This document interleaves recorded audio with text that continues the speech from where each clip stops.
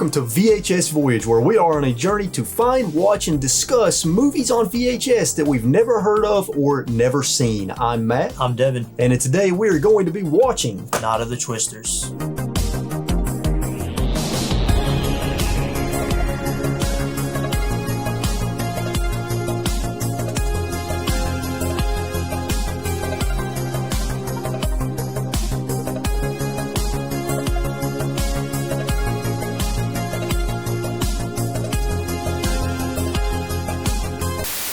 Welcome to VHS Voyage, everybody. Today's episode is on Night of the Twisters. Devin, start us off with some facts and information about this 90s movie. Yes, sir. This is a TV movie from 1996. It's loosely based on a true story, about a real event that happened in the early 80s in Nebraska. This is directed by Timothy Bond, who is a TV director, hasn't done a lot in a while, but just directed like a couple episodes of TV shows, TV movies. He was just a TV director. IMDb.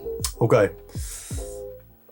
I'm going to say 4.5. It's more generous than that.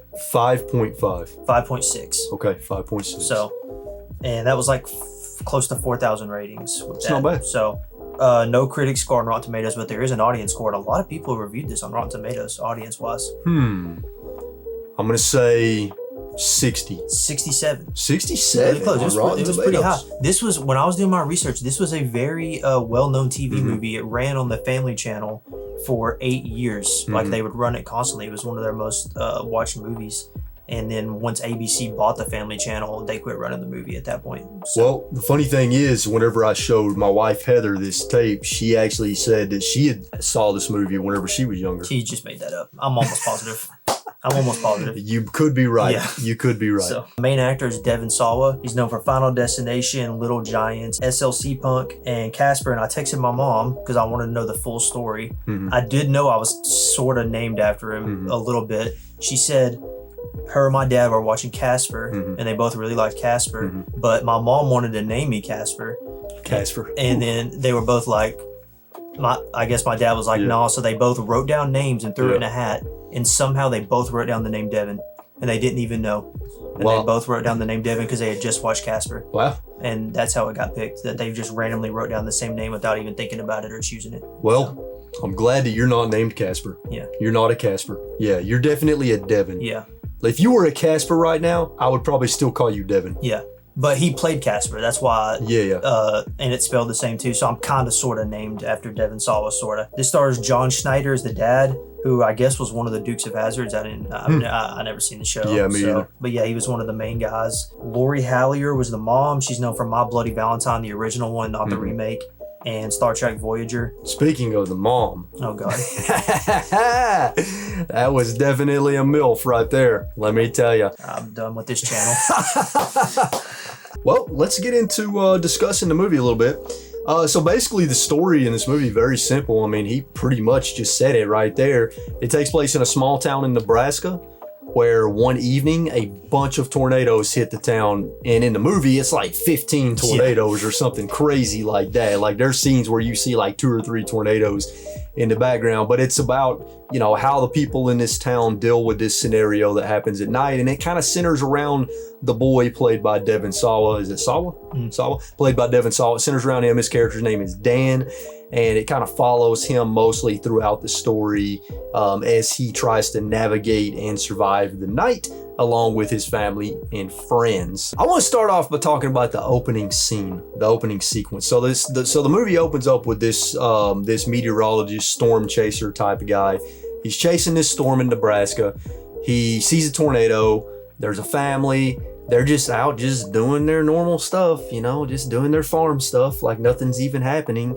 They don't even notice that a giant storm is fixing to hit them and that there's a tornado coming towards them. They don't even notice. Yeah, well, didn't they kind of hint at that, like, these tornadoes weren't even predicted? It was just like all of a sudden these tornadoes just struck this town. Isn't that what they were kind of trying to say? It was like some kind of fake thing that doesn't actually exist. Right. They were like, you can't predict this or whatever. Yeah. So I think that now the family was still stupid. Yeah, they were definitely stupid. But I think it was because the movies was like saying they had no idea this was coming or something. I don't know. I was confused, honestly. Yeah. But the opening scene was supposed to like have this big impact on you to make you to set up, you know, the terrible things that are going to happen in the movie or the tension and conflict that's going to happen in the movie. But the opening scene just fell flat for me. I wanted to see the family get like smacked by a tree. By a tree or something, you know, well, you know, maybe the wife gets impaled by a branch or something. I didn't know that. I didn't mean they die. Oh, okay, gets smacked by a tree. Okay, maybe she gets impaled by a branch in the shoulder. Yes. You know, and she lives, right?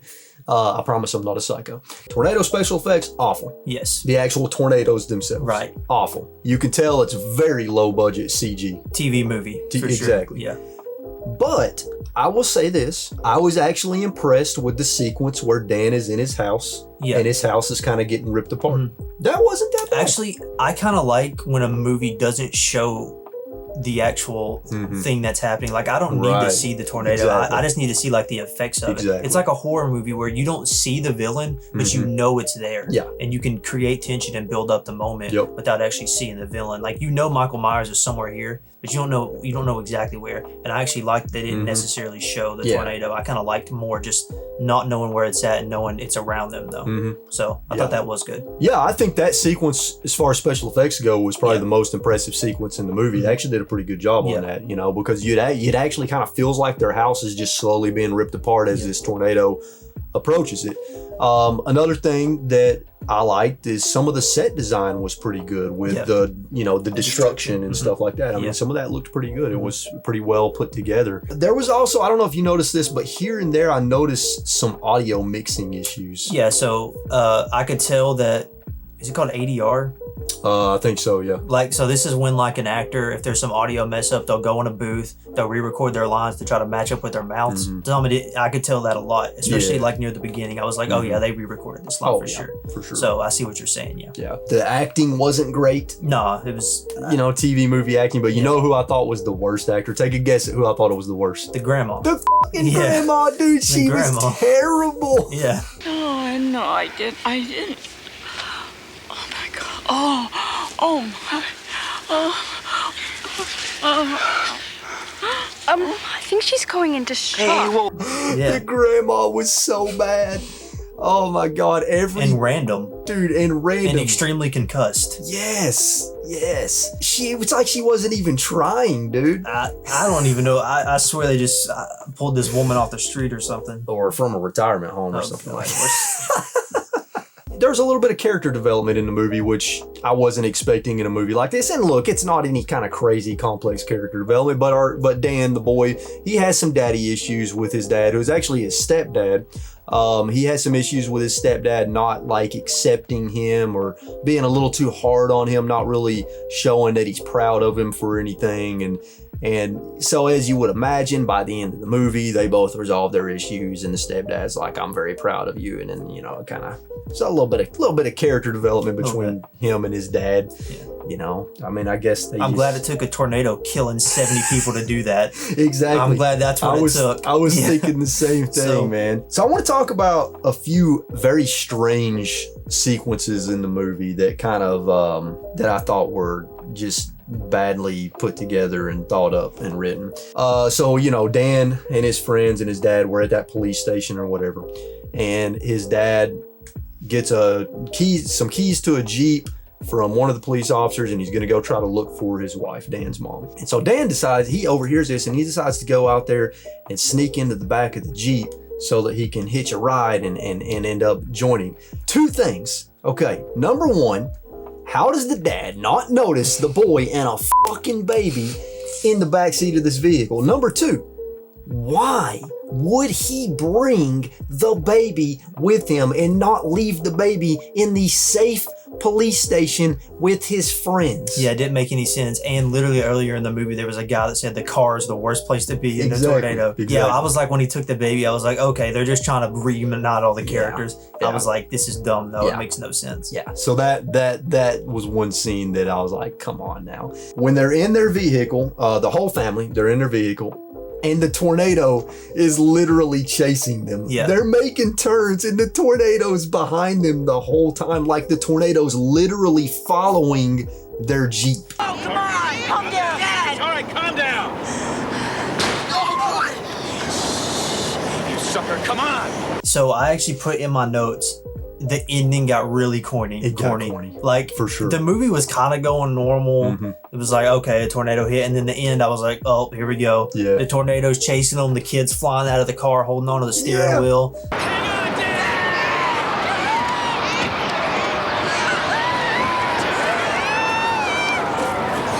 I'm just like, okay, here we go. It got real corny here at the end. It definitely got corny. You know, so they're being chased by the tornado through town and stuff, and they end up getting pulling up under a overpass, which is fine, right? That's fine. But the tornado passes over them, gets above the overpass, and then it just magically dissipates as soon as it gets over the overpass. And just there's right at that beautiful moment. sunshine. Yeah, just right at that moment. That was, you know, for a while in the movie, I was actually enjoying the fact that the movie was somewhat grounded in realism. That's what I was saying. It left that at the end. It left that at the end, and it kind of took you out of it. Yeah. So that was, you know, they could have handled that better. I felt like. For sure. Now I wanted to ask you. You've been in an actual tornado situation. 3 in one day. Yeah. So how do you feel like this movie captured the reality of what a tornado, you know, sounds like and feels like? I think more of just like the characters' reactions were, when this happened to us, we literally walked out of the apartment and everyone in town was in shock. Like there's like thousands of people running in the streets. All I hear is fire trucks. There's cars flying up and down the road. There's trees and cars everywhere. I mean, this kind of captured that, but the people didn't really seem all that scared in this. Yeah. Some things that were accurate, drawing the X's on the buildings to say this place has been evacuated. The gas lines leaking, that was a big thing that happened right at our apartment where we got hit. Besides that, though, not really a whole lot of it was super accurate. I feel like they didn't capture the like character aspect of it as much as what the people were going through, because the storm only lasts, or at least when it happened to me, it only lasts like 30 seconds. And not even that, like 15-20 seconds. Very intense 30 seconds. But the scary part, the scary part is like after, because like everyone's in shock. This was definitely written by somebody who's probably never been through a tornado. They probably were just like, oh, tornadoes, let me just write. Nothing real special from a cinema. That's staying in. Won a few points. Hold on, can I ask you about something else that I was a little bit confused about? Tell me if I'm tripping. Okay. So the dude that was chasing the tornado at the very beginning, by the end of the movie, does he randomly fall in love with a woman that is the wife's best friend? No, it's her sister. It's Dan's aunt. So I wasn't tripping. No, dude, okay, you let weren't me tripping. explain this.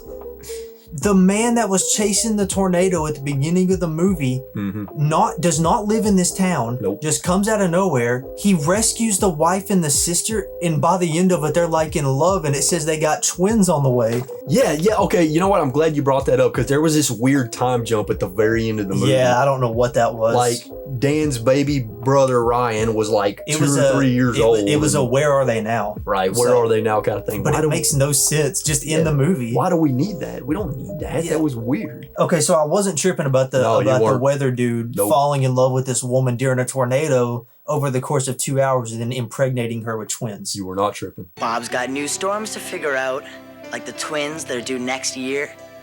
He and Jenny have settled down here in Blainsworth, and well, she's never been happier.